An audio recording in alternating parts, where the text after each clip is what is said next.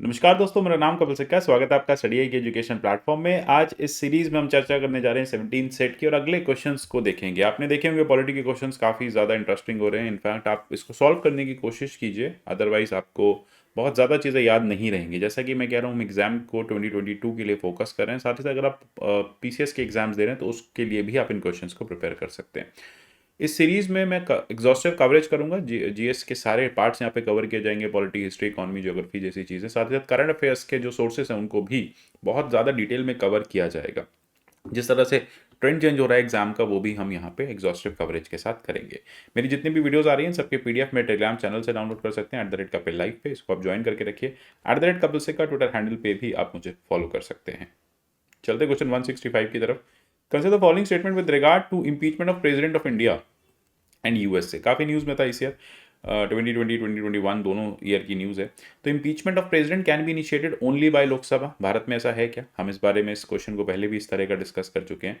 और it in US it can be, how in US it can be by either house of legislature. US president can be remove from office for treason, bribery and other crimes and misdemeanors. जबकि India में आप violation of constitution के लिए ही president को हटा सकते हैं। बहुत सिंपल है। देखिए, हम बात करें इंडिया की बात, तो आपको नहीं पता यूएस में क्या है, लेकिन इंडिया में तो पता है ना कि इधर हाउस में आ सकता है। तो 1 रॉन्ग है यहाँ पे, 2 यहाँ पे करेक्ट है। बहुत सिंपल है। इंडिया में इंपीचमेंट के जो चार्जेस हैं वो इधर हाउस में हो सकते हैं, जबकि यूएस में सिर्फ और सिर्फ लोअर हाउस से वो चार्जेस इनिशिएट हो सकते हैं। याद रखिएगा, यूएस में लोअर हाउस से चार्जेस इनिशिएट हो सकते हैं, इंडिया में इधर हाउस से चार्जेस इनिशिएट हो सकते हैं। फिर हम बात करेंगे आर्टिकल 61 की। आर्टिकल 61 एक डिटेल प्रोसीजर देता है जिससे प्रेसिडेंट को इम्पीच किया जाता है। नेक्स्ट आता है 166।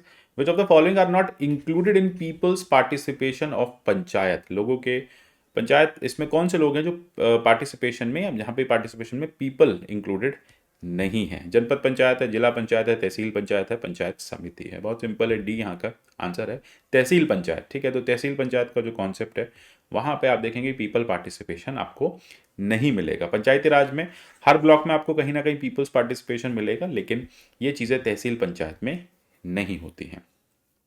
One of the key ideas of dash government is its commitment to equality and justice. कौन सी गवर्नमेंट ऐसी है जो इक्वालिटी और जस्टिस की बात करती है? बहुत सिंपल है, डेमोक्रेटिक गवर्नमेंट है जो इक्वालिटी और जस्टिस की बात करती है। क्योंकि डेमोक्रेसी होगी तो सबके हितों की बात की जाएगी। ठीक है, आप कंफ्यूज हो सकते हैं, सर कॉन्स्टिट्यूशनल गवर्नमेंट में भी तो ऐसा होगा। ऐसा नहीं है। देखो, कॉन्स्टिट्यूशनल गवर्नमेंट का तो मतलब ये हुआ ना कि उस कॉन्स्टिट्यूशन में क्या लिखा है। अब उस कॉन्स्टिट्यूशन में इक्वालिटी और जस्टिस की बात ही नहीं की गई, फिर तो कैसे कह सकते हैं कॉन्स्टिट्यूशनल गवर्नमेंट जो है वो इसको प्रमोट कर रही है, अगर कॉन्स्टिट्यूशन में मेंशन ही नहीं। हाँ, डेमोक्रेटिक गवर्नमेंट ऐसी है जो सबके हित की बात करती है, और जब सबके हित की बात की जाती है तो इक्वालिटी और जस्टिस जो है वो आ जाता है।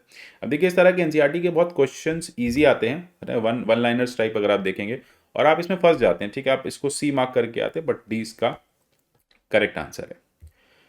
चलते हैं 168 की तरफ। Equality and justice are separable. आप अलग कर सकते हैं इक्वालिटी और जस्टिस को। आप सोचिए, आर्टिकल 14 का, हमारे कॉन्स्टिट्यूशन का आर्टिकल 14 बात करता है इक्वालिटी की। उस इक्वालिटी से आप क्या प्रोवाइड करना चाहते हैं? उस इक्वालिटी से आप जस्टिस को प्रोवाइड करना चाहते हैं। जस्टिस एक बहुत इंपॉर्टेंट पार्ट है। ठीक है, आप कहेंगे इनसेपरेबल पार्ट है। क्लियर है। चलते हैं 169 की तरफ। The dash is a meeting of adults who live in an area covered by panchayat. ठीक है, क्या है यहाँ पे? हमने पहले भी डिस्कस किया था, ग्राम सभा जो है ऑटोमेटिक जितने भी मेंबर्स होते हैं पंचायत के, वो सब ग्राम सभा के मेंबर्स बनते हैं। बहुत सिंपल है। क्लियर हो रहा है?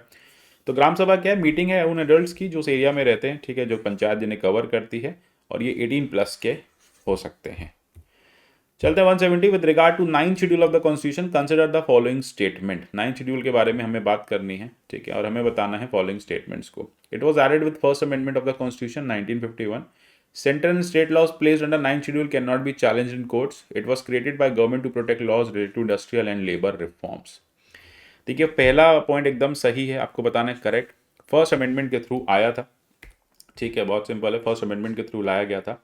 जब यहाँ पे चैलेंज नहीं किया जा सकता, ये ओरिजिनल था, लेकिन अभी क्या है, अभी इसको चैलेंज किया जा सकता है। ये क्रिएट किया गया था इंडस्ट्रियल और लेबर रिफॉर्म्स को लाने के लिए। ठीक है, तो 1 करेक्ट है। सिर्फ और सिर्फ ये लैंड रिफॉर्म्स के लिए उस समय लाया गया था। आपको याद होगा, मैं पूरा कई बार डिटेल में आपको बता चुका हूँ कि सिर्फ लैंड रिफॉर्म्स के लिए लाया गया था। ठीक है, बाद में हमने इसमें बाकी चीज़ें डाली। और सबसे बड़ी बात है, आपको याद होगा आईआर कोहेलो केस को, वहाँ पे सुप्रीम कोर्ट ने 2007 में क्लियरली कह दिया है कि जुडिशियल रिव्यू 9 शेड्यूल का पॉसिबल है, बहुत ज़्यादा पॉसिबल है, फीजिबल है। चलते 171 की तरफ। सभा meetings begins with which of the following. ठीक है, तो ग्राम सभा की जो मीटिंग्स है वो किससे स्टार्ट होती है? पंचायत प्रेसिडेंट, जो कि सरपंच भी कहा जाता है। ठीक है, सरपंच को हम पंचायत प्रेसिडेंट कह के ही एड्रेस करते हैं। सरपंच कौन होते हैं? इलेक्टेड हेड होते हैं विलेज लेवल पे। ठीक है, तो स्टैट्यूटरी इंस्टीट्यूशन में सेल्फ गवर्नमेंट्स होती हैं पंचायत, और यहाँ पे सरपंच जो होते हैं वो इलेक्शन से आते हैं और वो पूरे पंचायत का देख रेख करते हैं। तो हेड ऑफ पंचायत आप कह सकते हैं, पंचायत के मुखिया आप उन्हें कह सकते हैं। बिहार में उनके पास सिविल और क्रिमिनल केसेस को भी डील करने की पावर है। 172 की तरफ चलते हैं। The Delhi high court has ruled that united nation is not a state. ठीक है, अभी ये 2020-21 की रूलिंग थी। In this context consider the following statement. Definition of state कहाँ मेंशन है? Part 3 and 4 of the constitution. Definition कहाँ मेंशन है? According to constitution state includes only government and parliament of India, government and legislature of each states. ठीक है, यहाँ पे देखिए term है ओनली। जब टर्म ओनली आ जाता है ना तो बात थोड़ी सी खराब हो जाती है कि ऐसा नहीं होगा सिर्फ ओनली, क्योंकि हमें पता है आर्टिकल 12 में स्टेट की एग्जॉस्टिव लिस्ट नहीं दे रखी, कहीं पे नहीं दे रखा। ठीक है, तो यहाँ पे देखिए 2 तो इनकरेक्ट है। अब 4 में अगर हम पार्ट 3 की बात करें फंडामेंटल राइट्स, पार्ट 4 की बात करें डीपीएसपी, तो बहुत सिंपल है कि आप यहाँ पे देखेंगे कि इनकरेक्ट आपको बताना है, तो इनकरेक्ट 2 होगा। अब 4 में देखिए मेंशन है आर्टिकल 36 में स्टेट क्या है, 3 में मेंशन है आर्टिकल 12 में स्टेट क्या है। ठीक है, तो बहुत सिंपल हो जाता है। तो आर्टिकल 36 एंड आर्टिकल 12 दोनों में स्टेट की डेफिनेशन दी हुई है। अभी हाल ही में केस आया था Sanjay Bahl versus Union of India, वहाँ पे दिल्ली हाई कोर्ट ने क्लियर कह दिया था कि यूनाइटेड नेशन जो है वो स्टेट नहीं है। स्टेट क्यों नहीं? देखो ये सुप्रा नेशनल बॉडी है। क्या है? सुप्रा नेशनल बॉडी है, यानी हर स्टेट के ऊपर, मतलब हर नेशन के ऊपर एक फर्दर बॉडी है जिसको हम कहते हैं सुप्रा national.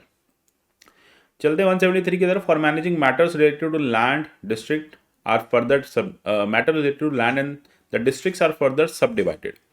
Eight the head is district collector, under her और his revenue officers are known as. ठीक है, तो देखिए डिस्ट्रिक्ट कलेक्टर के अंडर जो रेवेन्यू ऑफिसर्स होते हैं वो कौन होते हैं? वो होते हैं तहसीलदार्स।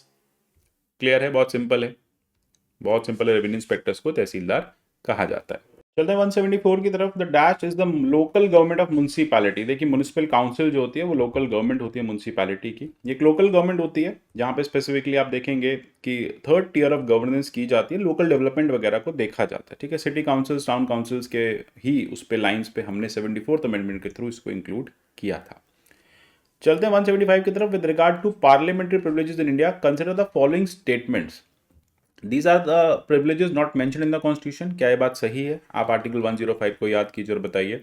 At present there is no law that codifies all the privileges। ये बात बिल्कुल सही है। Committee of privileges is constituted in both लोक सभा and राज्य सभा to investigate cases of breach of privilege। कैसा सही? बात सही है, बिल्कुल सही है। 1 जो है यहाँ पे नहीं होगा सही, क्योंकि कुछ प्रिविलेजेस आप देखेंगे फ्रीडम ऑफ स्पीच वगैरह वो मेंशन है। ठीक है, इसको रफाल को लेके भी ये बार बार न्यूज़ में था। तो यहाँ पे आप देखेंगे कि आर्टिकल 105 की बात करें, 194 की बात करें, वहाँ प्रिविलेजेस जो है मेंशन है। कॉन्स्टिट्यूशनल प्रोविजंस हैं, बाकी अदर लॉज से भी आती हैं, रूल्स ऑफ द हाउस से भी आती हैं, पार्लियामेंट्री कन्वेंशन से भी आती हैं। इसलिए बार बार कहा जाता है कि इसका कोडिफिकेशन काफ़ी नेसेसरी है, कोडिफिकेशन होना ज़रूरी है। हम बात करें कमिटीज़ ऑन प्रिविलेजेस, 15 मेंबर की कमिटी बनती है, 10 इसमें लोकसभा से आते हैं और 5 जो हैं इसमें वो राज्यसभा से आते हैं। ठीक है, तो बहुत सिंपल है। 15 जो हैं लोकसभा में बनते हैं और 10 जो हैं वो राज्यसभा में बनते हैं, जब भी रिस्पेक्टिव जो कमिटीज़ बनती है। ठीक है, अगर लोकसभा के मेंबर्स लेने हैं तो 15 लेंगे, अगर आप राज्यसभा के मेंबर्स लेंगे तो फिर ये 10 लेंगे। ये स्पीकर या चेयरमैन जो है वो नॉमिनेट करते हैं। देखिए अब सबसे बड़ी बात यह है कि अगर कभी भी कोई भी इस तरह के ब्रीच की बात हो तो उस ब्रीच के लिए किसको बोला जाए, किसको पूछा जाए। तो इसके लिए ना जब भी कोई मेंबर ऑफ पार्लियामेंट को ब्रीच के लिए कंप्लेन करनी होती है तो वो कंप्लेन कहाँ कर देते हैं? वो कंप्लेन कर देते हैं अपने स्पीकर के पास, प्रेसिडेंट के पास, ठीक, और स्पीकर के पास और अपने चेयरमैन के पास। ठीक है, जिस हाउस को वो बिलोंग करते हैं वहाँ पे वो कंप्लेन कर देते हैं और अकॉर्डिंगली उनकी कंप्लेंट जो है वो सुनी जाती है। आइडिया क्लियर है? चलते हैं। Which movement that began in USA in 1950s in which African American people demanded equal rights and end to racial discrimination? बहुत सिंपल है, सिविल राइट मूवमेंट्स, ठीक है। आपको याद होंगे जॉन मार्टिन लूथर किंग, वहीं से ये बहुत ज़्यादा फेमस हुआ। रेशियल सिग्रेगेशन डिस्क्रिमिनेशन जो था अफ्रीकन के अगेंस्ट, उसको 1954-1968 में फाइट किया गया। 177 की बात करते हैं। With regard to legislative council consider the following statement, creation और abolition of legislative council can be done by parliament. ये बात एकदम सही है। Council can be created with an amendment to the constitution of India. देखिए 368 में amendment की जरूरत नहीं पड़ती है, क्योंकि यहाँ पे आपको सिंपल मेजोरिटी से हमारी पार्लियामेंट को इसको पास करना होता है, तो ये रिक्वायर्ड नहीं है। और नॉर्थ ईस्टर्न स्टेट्स में कोई भी काउंसिल नहीं है, तो यहाँ पे आप देखेंगे सी 1 and 3 is the correct answer. तो 169 जो है आर्टिकल वो बात करता है इस तरह की काउंसिल्स को क्रिएट करने की। 6 स्टेट्स आप देखेंगे, आंध्र, तेलंगाना, उत्तर प्रदेश, बिहार, महाराष्ट्र, कर्नाटक यहाँ पे, और बाकी स्टेट्स उड़ीसा, राजस्थान जैसे इसको डिमांड भी कर रहे हैं कि हमें भी काउंसिल की जरूरत है। उन्होंने अपने यहाँ से बिल पास करके पार्लियामेंट में भेज दिया, पार्लियामेंट में बिल जो है वो पेंडिंग है। लेजिस्लेटिव काउंसिल की अगर हम बात करें तो वो क्या कहता है, लेजिस्लेटिव काउंसिल एक तरह से सेकेंडरी हाउस है। सेकेंड हाउस नहीं है, सेकेंडरी हाउस है, याद रखिएगा। राज्यसभा सेकेंड हाउस है। सेकेंड हाउस मतलब कुछ इंपॉर्टेंट है, सेकेंडरी हाउस मतलब बिल्कुल भी इंपॉर्टेंट नहीं है, ठीक है। तो इसकी जो पावर होती है इसको पार्लियामेंट के पास होती है इसे क्रिएट करने की, अबॉलिश करने की। स्टेट लेजिस्लेटिव असेंबली को रेजोल्यूशन पास करना होता है 2/3 मेजोरिटी के साथ, मतलब स्पेशल मेजोरिटी के साथ उसको पास करना होता है। लेकिन जब बात आती है पार्लियामेंट की तो उसको इसी लॉ को सिंपल मेजोरिटी से पास करना होता है। और कोई भी अगर लॉ पास किया जाता है तो उसे आप आर्टिकल 368 में अमेंडमेंट नहीं मानते हैं। Dash means that all adults who are 18+ have voting right social और इकोनॉमिक बैकग्राउंड के लिए। बहुत सिंपल है, यूनिवर्सल एडल्ट फ्रेंचाइजी यही कहता है कि आपके पास वोटिंग राइट्स हैं। चलते हैं क्वेश्चन 180 की तरफ। With respect to interstate council consider the following statement. It was set up on the recommendation of Sarkaria commission. It is a permanent constitutional body under article 263। इसमें जो सेंट्रल कैबिनेट मिनिस्टर्स हैं, बाकी home ministers हैं, वो president nominate करते हैं। देखिए point number 1 ठीक है, सरकारिया कमीशन लेके आई थी, लेकिन ये परमानेंट कॉन्स्टिट्यूशनल नहीं है, ठीक है। इसको टाइम टू टाइम क्रिएट किया जाता है, डिसॉल्व कर दिया जाता है, और इसमें जितने मेंबर्स आते हैं उनको नॉमिनेट पीएम करते हैं, प्रेसिडेंट नहीं करते। तो 1 इज द करेक्ट आंसर। बहुत सिंपल है, इंटरस्टेट काउंसिल, सरकारी कमीशन, ये सारी चीज़ आपको मिल जाएंगी। आशा करता हूँ क्लियर हो गया होगा। मिलेंगे अगले सेट में, आगे क्वेश्चन डिस्कस करेंगे। तब तक के लिए goodbye, take care and God bless you all.